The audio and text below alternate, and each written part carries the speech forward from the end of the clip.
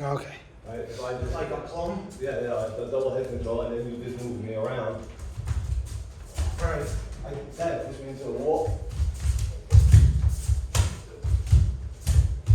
You can push me into the wall. I mean, this is Right, right. right. So there's Right. no amount of angles Mm. are gonna let me do it. But you know, if I just get Yeah.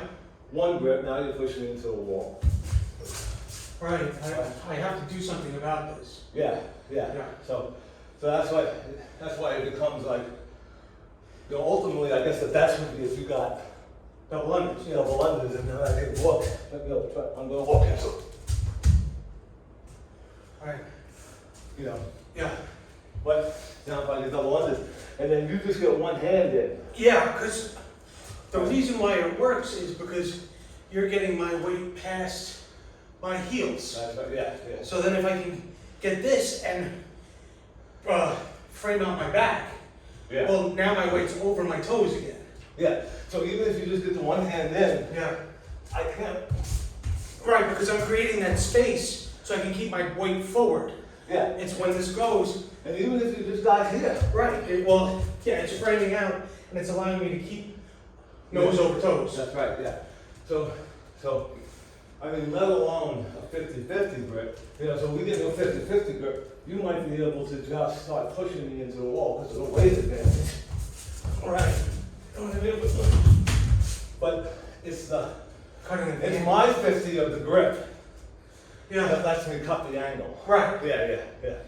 Well, it's your 50 of the grip that keeps, it keeps you able to have your weight over your feet, That's right. which Yeah. then enables you to cut an angle. That's right. Because if you're like this, you can't cut an angle. That's why the grip fighting is so important. Yes. I mean, you can't just like let someone just have these grips. Right. You know, like, which you don't. You don't let they have the grips. That's not.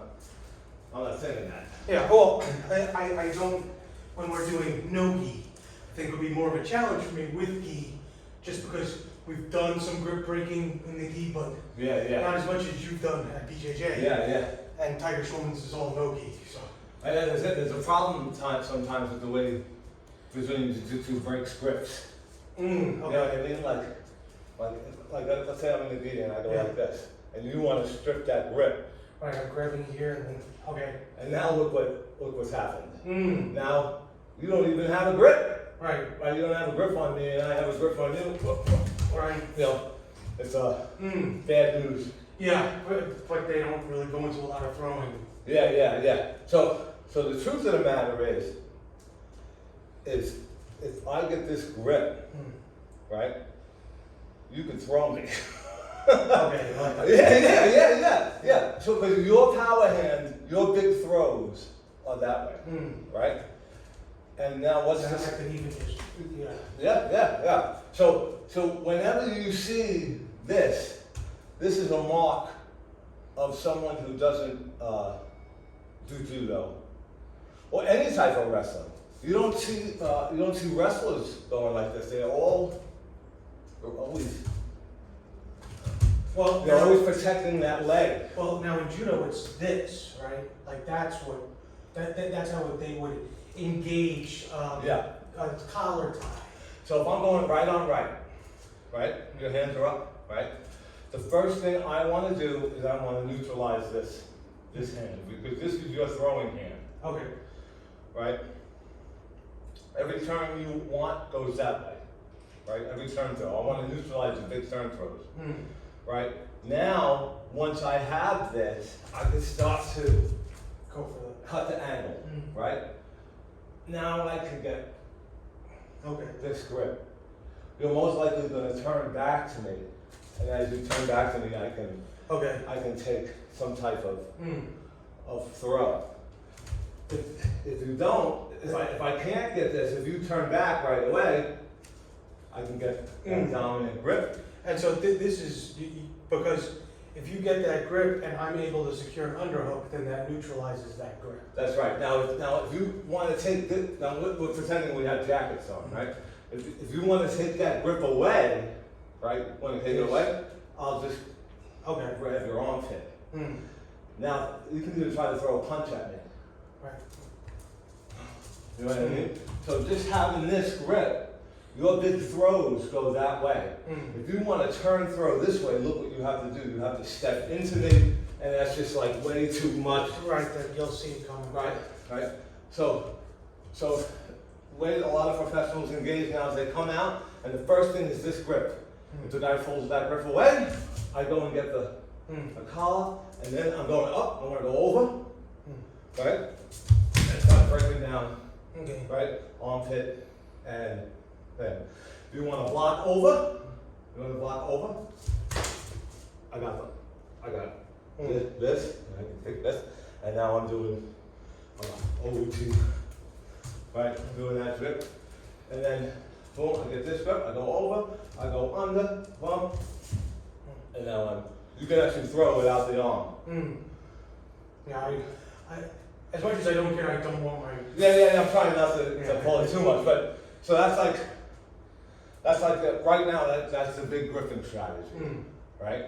Right, like kill the power hand, right? Now since I've killed the power hand, now I can put this on, because I don't have to worry about This. no, throwing me that way. Oh, okay. Boom, right? So, I don't want to reach out like that. What the first thing I want to do, boom, I'm going to kill the power hand, and now I put this grip on. Okay. You protect your power hand, you protect it by pulling back, I put it right there. Right now you've switched. Yeah, I did. Right? And if you did that, I would probably go for an offside or shoulder. Okay. You know what I mean? Like since I have that power, then you step back, I would probably just, so that's what I would think about, you know what I mean? Right. Or continuing into that harai. Like right foot forward, right, boom, pull back, boom. You know what I mean? Try to think about that. So that's kind of like a gripping strategy. And if you do this to a BJJ guy, they're mostly lost. Yeah. You know what I mean? Because they're not used to someone coming up and killing that hand Well, right away. They focus mostly on the end of the engagement. That's right.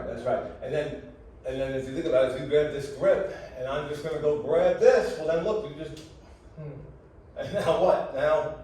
Now you have two grips on one, right? Now this is a bad situation for me. So, and then the other thing is if this guy gets this grip and you really want to do that, then you could just take that throw, right? You could, I would get a grip, and you could harai that way or something like that, more Kazushi than that. But you gotta think they're coming. You know what I mean? So they're coming and you're like,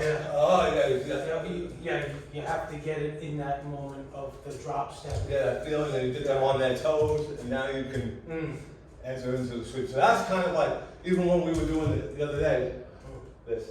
Right? It's the same. It's the same thing. I'm not going like this. Right. Because you could just grab that arm and throw me with a hip toss. Yeah. You know? This is, right? Yeah. So, but by doing this, you're not going to turn into me. Oh, okay. You know what I mean? It's not there. Right? That's okay. It's not my dominant side. Yeah, well, not only that, but it's too big. Oh, I'm too far away. Right. With this, I just have to go like that. Whereas this, I need to go like that. Yeah, so put your right hand up, right? Boom, and you push it into me, right? Right. Although I'm not good at this. Well, if you put the other hand on, you see? You need to do an extra step. Yeah, it's too big. You're never gonna let me turn like. Once I see that coming, you're just gonna underhook me. You're not gonna let me do that. It's too big of a step. So that is a good thing to think about. You're let's say you're doing your kickboxing, One, boom, boom, boom. And let's say, now you want to grab, you first grab one. Now, yeah, you see now, I could do this, but you're already coming with that other hand. Boom. As opposed to grabbing with this side, you know, it's still, you know, when you grab cross side, I have to, Okay. right, I can't, you know what I mean? I can't do this, Okay. right? But when you grab this side, I can, you know, I'm already in that area, right? That's why you see when I do the grab too, see, boom. And then this, on the switch, I try to do that. Right. Because the judo guy said try not to go, because when you do that, it's very easy for a guy to just block both. Well, you did do it a couple times, I think, during the pummeling drill, but Yeah. what it does do is if you do land it, you get a mechanical advantage. Yeah, Because yeah. now you have both hooks in. That's right, yeah. But when you're trying to do it like, and you're free, try to go 1, 2. Even if it's quick, you know what I mean? Just try not to, because you're basically, you have no control over the guy, and you got both hands extended. If you block this one, right, you block this one, you got this. You know what I mean? Like it's not like, boom, and now you go. Right. Yeah, that's basically what he was saying. Okay. This is a judo guy, so the old man told me that. Okay. Now, I don't know if it's true or not, but if you watch collegiate wrestling, which, I mean, it's fun to watch. You know what I mean? If you get